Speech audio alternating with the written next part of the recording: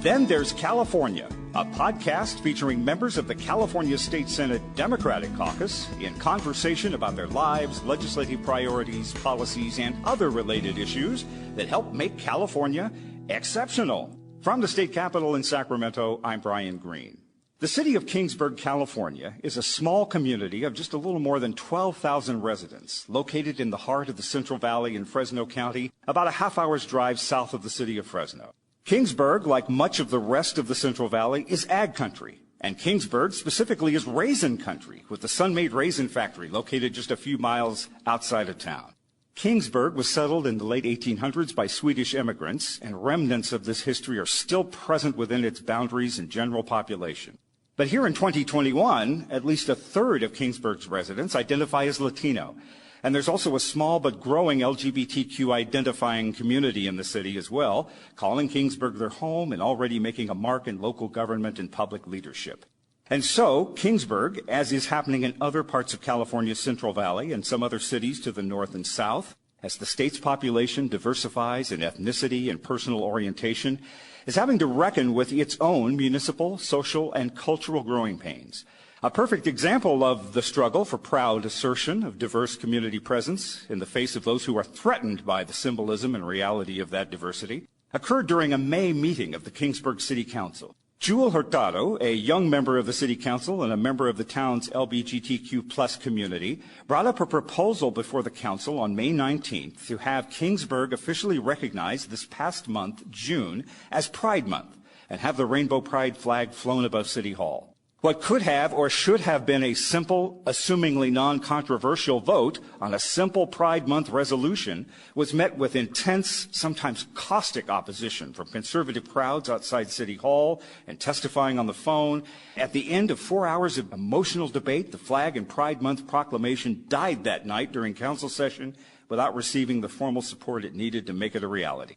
In the subsequent weeks, the issue of Kingsburg's Pride Month resolution has taken the Central Valley and the life of Councilmember Hurtado by storm, stirring continued passionate and pointed debate among LGBTQ advocates and leaders across the state and even across the country. And on this edition of Then There's California, even though the Pride Month of June has passed, the passion lingers. And so we will talk about the debate and actions by the Kingsburg City Council in May regarding the flying of the rainbow flag. Jewel Hurtado is a member of the Kingsburg, California City Council, representing the 1st District, elected to the council in 2018, and now at age 22, still making her one of the youngest elected leaders in California, not to mention the country. Councilmember Hurtado, who identifies as bisexual, has become a leader and a catalyst for activism in the gay community in the Valley. Jewel is the mother of a 3-year-old son, and she just graduated from Fresno City College. Welcome to Then There's California. Thank you so much for having me. And joining Councilmember Hurtado was one of her heroes, if you will, sheroes in a way, and one of her many allies in elected office who have rallied around her and her message since the May 19th council vote, her state senator, Ana Caballero. Senator Caballero represents California's 12th Senate District, which includes much of the agricultural bounty and proud working ethic of California's Central Valley, including the Salinas Valley, San Benito County, and portions of Stanislaus, Madera, and Fresno counties. Senator Caballero has been a public servant herself for 3 decades and has been a longtime advocate, champion, and ally for LGBTQ rights. The last time we spoke with Senator Caballero was last spring, just as the pandemic was starting to cyclone through the Central Valley. Senator Caballero is back here with us in person as well. Senator Caballero, it is good to see you again. Welcome. Thank you very much for the invitation to join you today. Well, ladies, I know it has been an extraordinary month or so, particularly in the city of Kingsburg, with the debate about rainbow flags and pride flags swirling around and prompting so much extenuating debate and soul searching. And I want to talk about that pivotal night for the City Council meeting in May in Kingsburg. But before that, I think it's important to get to know you a little bit better, Councilmember Hurtado, because it is your background and story and your passion and tenacity that's really seasoned this experience and prompted a larger conversation about what it means to have pride and support pride in Kingsburg and in the Valley, and that's made it so impactful for the Valley as a whole. So you ran for elected office 2 years ago, not long out of high school, really. You were already the mother of a baby. So I know you had familial inspiration and community support, but it was a tough campaign. Tell us about that experience. So I was 19 years old when I was running for city council. My baby was 4 months old. And to speak to that experience, it was extremely difficult to be a young Latina progressive person, and people knew it. They say I tried to hide it, but people knew it. All you had to do was do a simple Google search.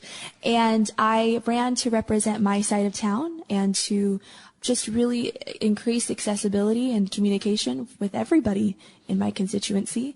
And I look to heroes of mine like Senator Caballero, knowing her story and knowing others that have come before me, like my ancestors working with the Farm Workers Union. I knew that it might be a wild thing that I was running at the age that I did, but I know that, there are people who have come before me who made that possible for me and paved the way, like Senator Caballero. Absolutely. Senator Caballero, I have always appreciated so much your story, coming from, as you say, the copper mine community in Arizona, coming to California, being in LA, but coming here to the Valley to work for California Rural Legal Assistance, but then being here in the Valley and saying, this is my home, these are my people. Do you see, to some degree, yourself a little bit in Jewel and her work? Oh my gosh, totally. The bottom line is that it's taken me 30 years to get where I am right now. And when I ran, there were no Latinas in elected positions that I could look to as role models. And my dream has always been that when people are ready, when they say, I want to do this and I want to represent my community, that they be accepted and that they have the opportunity, because of the path that we've laid, to be able to jump up and say, yeah, this is what I want to do. And so to see her in this position is tremendously satisfying. And for the sake of disclosure here, we should point out that, Jewel, your mom, Alyssa, works for Senator Caballero as the comms director. But I bring that up, too, because she's family to you, right? Well, you're boss lady. We call you boss lady. We're just constantly proud and very thankful to be a part of that family. And having communication with my senator and assembly member and other electeds is really important as an elected official in the Valley to make sure that we can advocate for things that we need. Like today, we were just talking about SB 559, which is that water infrastructure that we so desperately need. Right. So pride and representation and all these things are important, but we're also representing all of our constituents and just trying to get work done, rolling up our sleeves and getting dirty, getting the work done. Of course, key to the context of this discussion is sexual orientation. Right. When did you come out as bi? One would say it would take a lot of courage to do that in a mostly traditionally conservative part of the state and the county. Were you embraced by your community and your tribe, so to speak? I remember I played basketball. Quick story. I played basketball, so I'd always wear braids and basketball shorts. And people would joke, oh, Jewel's a lesbian, ha, ha, ha. And I would say, no, that's not me. I'm bisexual, and I just can't tell them yet. And so I came out to my family, and I was, of course, I was welcomed with open arms. My mother was confused, but she's gotten so much better. She's one of the most supportive people in my life. But as far as the community support, I got questioned every day. Are you still bisexual? You're dating a boy. That doesn't mean that you're gay. We're really confused. I was just trying to learn algebra. And I would be asked every day by the person sitting next to me if I was still bisexual.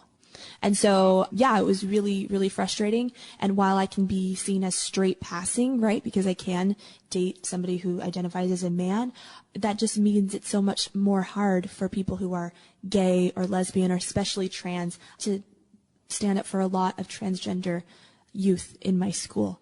So I've been that kind of good trouble for a while, but no, it was not accepted, and it was really hard. But there were people that accepted me, and those are the safe places and spaces that we need to invest in and continue to see grow. And I know you've had a lot of inspiration from your grandparents, your grandmother in particular, right? Yes, my grandmother was the last person I came out to because I was so scared. And she told me that she was deeply offended that she was the last person I came out to. She's more than supportive. She's amazing. Shout out to Nana. That's really sweet. Well, I imagine as a young woman who is a born leader ascending into a government leadership position, as a young Latina, a mom, a student in a government position, as a young bi-Latina mom and student in a government leadership position, that's a pretty heavy dose of diverse constituency that's sitting on your now 22-year-old shoulders. I assume it's 3 parts stimulating and 1 part absolutely exhausting. Yeah, sure, it is. I always say check a lot of boxes. It's a lot of weight on the shoulders. Yeah, well, I was thinking about that. But wow, that is. If you think about it, the things that I identify as or I carry, it just helps further the representation. I don't feel like I'm anything special. I'm just me. And I'm not unique being a low-income mother. You know, so many in the Valley are like that, being a person of color in the Valley. There's so many more of us. So the representation is really, really important, but got to advocate for what we need. Absolutely. Not just be. Let's talk about Kingsburg. Councilmember Hurtado, tell me about your hometown and the valley that surrounds it from the context of its demographics and its communities. And I gave a top-line description of Kingsburg there. I hope I was at least semi-accurate in my description of it. And many of the valley towns like Kingsburg have the immigrant origin, Swedish, Armenian, some of these others. But in different ways, the valley has diversified, particularly considering the influx and the inclusion of other diverse communities such as LGBTQ+. Tell me about your community. Sure. So the city of Kingsburg right now, from our last census tracking, is about 12,000 in population. I represent the west side of Kingsburg, and I would say that our constituency is very diverse, almost 50% Latino. And I think it should be noted, I was asked to move to the heavily Latino district in the beginning. Run there instead, because you'll probably get elected because, you know, you're a Mexican. But that's besides the point. Our town is diverse, and we have people who are trans, who are a part of the LGBTQ plus community, people who have just a lot of different backgrounds. And I think that we focus a lot on the Swedish heritage, which is very, very important to me. And I want to, you know, uphold that small town value and charm. But we do need to recognize that there are so many beautiful people within the city. And my job that I feel very passionate about is ensuring that we stand up for the most vulnerable among us all the time. That could be farm workers, teachers, nurses, carpenters, the LGBTQ plus youth, you name it. We need to stand up for them. And they're there. They're there. And so Kingsburg is my home. I love my home, and I'm not going anywhere, unfortunately, for some of them. But for a lot of them, really, really thankful that I'm there and continuing to see more young people or just good people in general running for office and starting to care about local school board, water board, and city council races. Senator Caballero, looking at Kingsburg, but the rest of the other 1 million constituents that you represent in your big district, is Kingsburg kind of a microcosm of the constituencies and demographics and the scenarios that make up the rest of the cities in your district? I think it's very similar to most of the district. It was interesting when you talked about the influences in the community. Apart from the Native Americans who were here first, the next country that had a significant role was Mexico. And it was the early Californianos that settled in the state of California. And the land grant and the power that they had has been eroded over the past 300 or 400 years. We've been here for that long. Not all of our families, but at least a significant number of family members. And so you have people that have been here for many, many, many generations, quietly working the land and doing what they need to do. And then ever since then, there have been a series of immigrant groups that have come in. And Kingsburg really took one and created into this fantastic community. But in reality, in the valley, you have people from India, from Pakistan, from Indonesia. You could go on and on and on. Apart from the Armenians, and every single ethnic group had a wave of immigrants that came in. And the beauty of the area, I think, is that there is this real diversity. The challenge is that there's this great diversity, and trying to meet the needs of everybody becomes, it takes energy. It takes a lot of work. And I really have to credit Jewel for including a group that tends to be ignored. My sense in the Valley is as long as you're part of the LGBT community, but you keep your mouth shut and you don't, go out and march and wear rainbow colors, you're fine. And so what she has done. Sort of a don't ask, don't tell. Don't ask, don't tell. Yep. Absolutely. Yep. And it's very destructive to young people who are trying to figure out who they are and what do I want and where's my community and where's my sense of safety, because it's dangerous to be part of the LGBTQ in many of our communities, and that shouldn't be the case. It's funny you mention that. This is a perfect segue to some statistics that I essentially Googled LGBTQ representation demographics in the Central Valley. And I've seen some demographic stats of the Valley where it concerns those communities.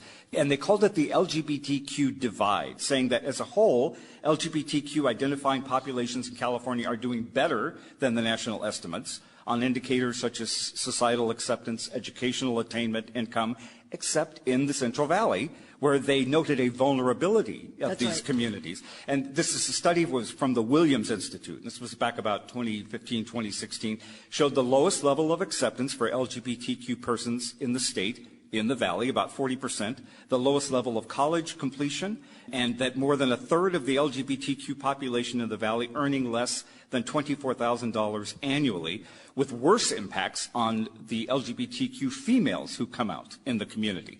So these are just some random stats. Who knows how legit, but as you're talking about this, Senator, it's resonating with me that maybe those stats really aren't that inaccurate in terms of the pressures facing the community. Well, I think they're a reflection of life in the Valley, period. We have the highest unemployment, we have the highest poverty rate, we have the highest number of single parents. And so then you throw in the whole issue of sexual orientation, and that they're not going to do any better. As a matter of fact, they're probably struggling a lot more. And part of the challenge with all of that is that the COVID virus really isolated people in a way that we haven't seen on a worldwide basis. And so what we've heard is the higher incidence of domestic violence, but also depression and suicide. And so the challenge is that the lack of acceptance, the social isolation, and then the economic conditions getting worse, I think contribute to a dangerous and a scary situation that we need to recognize. That's part of why we celebrate Pride Month, is so that we can elevate the issues that are there in the community, and we can say, let's identify where the safe places are. Let's identify where the resources to be able to make sure that when you need help or when you need just somebody to talk to, that's available. So I don't think those numbers are very far off, to tell you the truth, sadly. And the simple act of declaring Pride Month in Kingsburg was an act of bravery, but also a really important rallying point. Because part of what I found, and I'm very active with the Equality California Foundation, and so I have a lot of interaction with the LGBTQ community in the cities, and they have no clue what's going on in rural California, and they have lots of resources. You know, in the state, they're talking about going to Nevada or into Arizona to spread the word. And I said, hello, we need it over here. I'm shaking my head over here. No, come to us, come to us. Absolutely, absolutely. And so we should have the kinds of resources. We should have safe houses. So when teens come out to their family members, they have an opportunity to go somewhere if they get kicked out of the house. We ought to have the kind of resource centers so they can drop in and see friendly faces and know that there's a support system there. There's so much that can be done, and it's desperately needed in the Valley. And part of COVID, too, as you mentioned, is it isolated a lot of the people a part of this community. And when you can't go out to a lot of safe places for people are their local bars. And right now we're seeing what's happening in Tower District in the city of Fresno, right? Yes. You know, this church is trying to come in, and there's this whole zoning issue. That's our safe place for people out in the rural communities. And even just back to the point of COVID, right? A lot of trans people couldn't have their gender, any surgeries that they needed, top surgery or anything like that, that helps them feel comfortable in their own skin. Those things were postponed, right? And then just in general, trans people and with medical care is just terrible. You know what I'm saying? Like, there's no one way that we can solve everything at one time, but the direction, and I'm so thankful to have you involved with Equality California, and I'm always willing to talk about these things because we do need safe houses, we do need more resources, but it does start with understanding that it's needed in the Valley. And if my proclamation and flag did not happen, that's okay, because it was never about a flag, right? Or about a proclamation, but it was about bringing awareness to an issue that so desperately needed it. And thankfully, Senator, all throughout your district, you saw flags being raised, right? We saw in the city of Merced, the city of Madera did a Pride proclamation, the city of Fowler did a Pride proclamation. So we've seen it throughout your district and cities. So you saw a tide rolling. We saw a domino effect, absolutely. And my school, Fresno City College, raised a Pride flag inspired by what I did, Fresno State, and then the city of Fresno. It's not about, the flag is a symbol of hope for us, but it is about those resources that Caballero mentioned. We desperately need them. Let's talk about the vote and the situation and the event, if you will, before the Kingsburg City Council meeting on May 16th. And I think, again, it was important to me, in my opinion, to have this discussion about demographics and a little bit about the life of Councilmember Hurtado as we get into this. So walk us through some of that experience, Jewel. And in fact, did you anticipate that this would be controversial in any way, or did you think there would be a little bit of discussion, everybody would say fine, and then move on? So I did not expect what happens to happen. I did not think that was going to happen. I knew that this would be controversial, unfortunately, but I purposefully didn't invite the news. I didn't invite outside organizers. I kept it in my city because that's what matters. And unfortunately, it was met with people from outside of the city, specifically Proud Boys and domestic terrorists. Wow. And guys that's in MAGA hats. Well, let's call it for what it is. Oh my gosh, yeah. The Proud Boys had jackets Wow. with a seal on them. And they were my flashing their white power signs. Wow. And that's when I knew I, for some reason, am really scaring the hell out of them. I don't mean all 100 and some pounds of me, scaring the hell out of them. You know what? Cool. But that's not what I was trying to do at all. I was not trying to paint Kingsburg in a negative light, Were right? you scared at that point? Absolutely. Okay. Yeah, there were threats made that were overheard that if this passes, we're going to meet her in the parking lot. And do what? And do what? I'm a mother. I'm somebody's daughter. It's ridiculous. But yeah, so a lot of the things that were said were that I was unprofessional and too young to properly put together an agenda item, when in fact I brought it before the city council. They had to approve it to get it on the agenda. I then did the whole presentation by myself. I don't have staff. I don't have an office. I did it in my room at my desk. I put a presentation together on the importance and the significance and what this would mean to our community. It highlighted a lot of history because this isn't just a lifestyle choice, right? I don't think it's a choice at all. You're born this way, but it's recognizing that history from which we come from.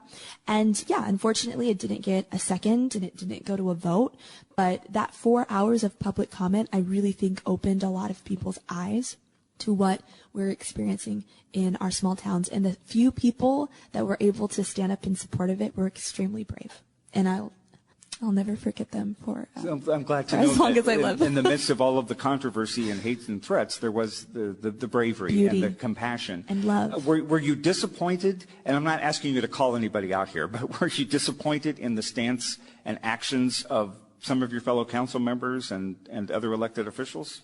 The council members are entitled to their vote. They're going to do whatever they feel in their heart is best for their community. Okay. They were elected for that reason. For me, I think I'm almost thankful that it didn't happen because we saw so much happen as a result of that meeting. For example, just on Saturday, we had Kingsburg's first ever Pride celebration. Right, you had a big we celebration. had support from Senator Caballero, Assemblymember Joaquin Arambula was there, Dolores Huerta was a keynote speaker, as well as some drag performers.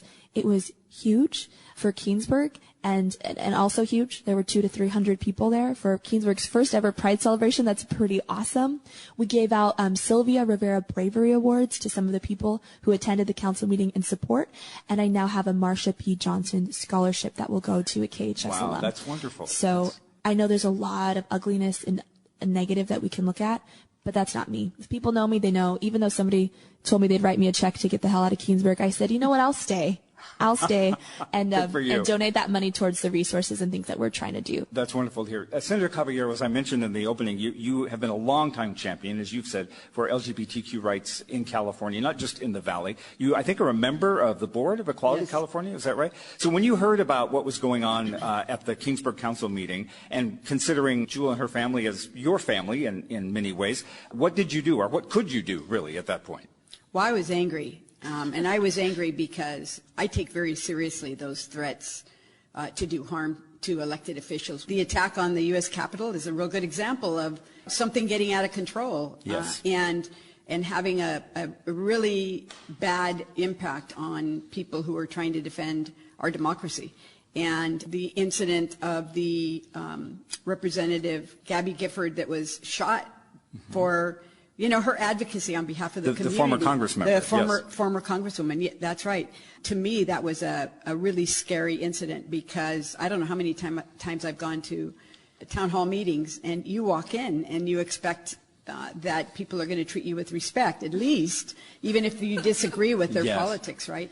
So I took very seriously those threats. I was offended that they would show up in public and be wearing a jacket that's got an insignia on it and in public. I mean, I'm just shocked that we've come to this point where a white pride movement feels like they should be doing this. And so I was worried for Jewel, and I was also very upset at how it all rolled out. And part of it is because their city council chambers are very small. Mm-hmm. And so only a few people can fit in at a time. So you had to walk the gauntlet, right. The Proud Boys and the MAGA hats. And that's why most of the people were out there outside of the government building and then also on the phone, right? Is that correct? Yes. That's a right. few people called in, yeah. And so you then used the power of your voice as a state senator to tell the world about this as well and offer support to Jewel and her colleagues and the members of her community, right? Yes. And there are lots of individuals that are connected with Equality California that want to be helpful and want to contribute resources and look for opportunities to do things in and around Kingsburg to be able to help the LGBTQ community. They recognize that I think that in our isolation that we haven't looked around and realized that there are members of the community that have been left out. I want to note something really quickly. Please. That Caballero isn't just a performative politician, right? She called me the very next day. I was still asleep, to be honest with you. And I go, "Oh, boss lady's calling me. I got to answer. Hello." And she I love the was familiarity shocked. between the two of you here. This is great. But she was just very supportive. And, we see these things on Instagram and Facebook and posting support and showing up. But even just showing up for me in general in calling means a lot. I presented the Sylvia Rivera Bravery Awards accompanied by a Senate certificate from Caballero and an Assembly certificate from Assemblymember Rambula. Oh, nice. So Okay, it meant a lot to those people to see those certificates. It's a piece of paper, but it holds so much value because they know, wow, my senator doesn't just stand by me, but we also had a statement read on behalf of the LGBT caucus here in the state legislature, right? So Evan Lowe wrote a letter accompanied by Senator Eggman. So, wow, it was just a moment for Kingsburg. So you entirely. prompted, there's been promotion of some healing here in the aftermath of all of this. Absolutely. I want people to know that there is a real need. It's not just about Pride Month in June and that's it and we move on. There's a real need and we have to respond to that need. And getting people to recognize the terrible night. I mean, it was a bad night for Kingsburg as far as I'm concerned, but there's healing and there's regeneration, and that's really what I'm interested in, is saying, okay, what can we do? What are the things that will help young people realize that there are a lot of people out there that are rooting for them, that want to be supportive? Well, like you said, Councilmember Hurtado, you were almost glad it didn't happen after the fact, Sure. that in itself, the inaction, made a difference. This is really a historical moment, not just for the community, but also, I would say, for the state, that you've been a part of this. It's prompted, as you have mentioned already, a deeper and far more profound conversation across California with these debates and the rainbow flags being raised in different communities, and, as you said, in the schools as well. And there have been, of course, a lot of the municipalities, a lot of the local governments that have pointedly decided not to raise the pride flag, voted to not do it, to not honor Pride Month. Many elected officials echoing the business community, echoing even their church organizations to say this is an appropriate city business. If we raise a flag for this group, we're going to have to raise a flag for every special interest or organization who wants to be seen and celebrated. What do you say to that? I say that celebrating anybody's diversity brings great business to your city. And when you cannot accept and embrace every part of your community, your businesses will then hurt. So they cannot be mad at me if their business is hurt. I am very, very strong supporter of supporting our local business. I don't think it's opening Pandora's box. I don't think it's doing any of that. I think it's a simple recognition of the people who have fought so hard and people that can't be here with us today. You ask a really important question, which is what's the impact on the community? And I think any time you're celebrating love, as far as I'm concerned, that's an important thing. And people will use religion as a reason to not support the LGBTQ community. And quite frankly, I use it as the absolute reason to support the LGBTQ community. I come from a very large family. And when it became clear to me that I had family members that were part of that community, I didn't love them any less because of what I learned, right? And Jules absolutely right. You're born into the community. And so for me, some of the resistance to understanding and listening and being accepting is fear. And that, we just have to work on that. You can't hate somebody for being fearful, but what you can do is you can bring them in and try to explain and have them be part of the discussion and the situation. And when you're flashing signs and you're really aggressive about things and making threats, quite frankly, you can't get past your fear. You can't be part of the solution. So it's a long effort. It's a long march, I guess, is what it is. Well, Councilmember Hurtado, one of the things I respect so much about you in the aftermath of this and in this conversation is you don't make it about you make it about we. And yet I know that this has taken a lot of personal courage for you to navigate this whole scenario and this situation and everything that's happened in the weeks ahead. There's been backlash against you. There's been threats against your political career. How are you coping with that? I have a great family support system. I have a great senator. Thank you, Senator Caballero. But just in general, I think it's remembering that it is not just about me, and it's not personal. They don't hate me, they hate what I stand up for. And so I have to remember that. I can't take it too personally. And just remember that nothing worth fighting for comes easily, and I'm not going anywhere. So. Good to hear. For sure. We've talked about how this has resonated even beyond the City Council and Kingsburg and has affected the entire state and the Central Valley. But what is ahead next for Kingsburg? Another vote next year? More civic soul searching? What's going to happen in your community?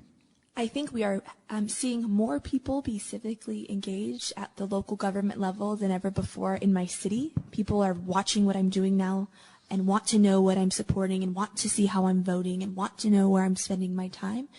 And my campaign promise was to increase the accessibility and to have that communication from the City Council to our constituents. I've fulfilled a campaign promise. They might not like me, some of them, but I've fulfilled a campaign promise. And I hope to see more people run for office and become engaged in the process, because that's what's important. It's not just one issue. We do a lot.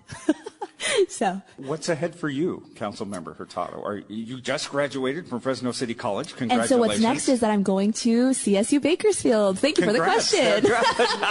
Well, do you want a career? We've mentioned here, or we talked before we started, you are a singer, you love music, you love the arts, and here all of a sudden. So does Senator Caballero. That's right. I've heard that too, that she can sing. I won't embarrass us all and make us do a trio here. But, obviously you're here in politics. Are you looking at a career in politics and policy? You want to run for re-election next year? I'm looking to serve my community in whatever way I can. My major is sociology. I look to get my master's degree, maybe even pursue higher education than that. We talked about that earlier. Mm-hmm. And also, I think wherever I am needed, I will answer that call for what community needs from me. But at this point, I'm not going anywhere in the political scene, but see a need, fill a need. Are you noticing that you are already yourself becoming the mentor? You are becoming the role model? Do you see that happening in your own life? Absolutely. And I'm thankful, and I want to be authentic with people the way that Senator Caballero has been with me. And we're just continuing to pave the path. Like it's been for me, I'm going to just continue to do that for those behind me. It is sometimes said that fate or the gods, the rhythms of life, allow people to be present in a particular moment where their gifts can be used, whether they were expecting it or not, that their courage is harnessed in a way that it's needed most. Would you say that you were made for this moment to some degree, even if you weren't planning on it? Do you agree with that? A revolution is upon us, and I don't want to miss a minute of it. Couldn't have said it better. Senator Caballero, I asked Jewel about what is ahead for Kingsburg. What do you think, in your opinion, what is ahead for Kingsburg, looking at the macro level, in terms of healing and growth and moving forward that will resonate through the rest of the district? I think the potential is unlimited. I think that the Kingsburg Council meeting really served as a focal point for other communities.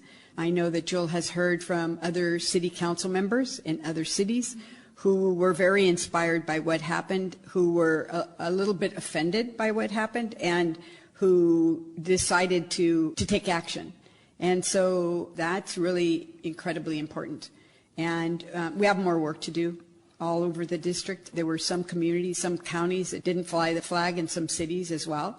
They will next year. They'll come around. I think part of it is is by example, you create courage for other people to do things that they may not have been all that comfortable with. And so little by little, I think it's going to creep around. And Kingsburg's a beautiful community, and there's some great business people, some really nice families. And so this isn't a real reflection on the community as much as it is the fact that outside agitators came in and ginned up some troops and created a very difficult situation. And I think that change is coming whether people are comfortable with it or not.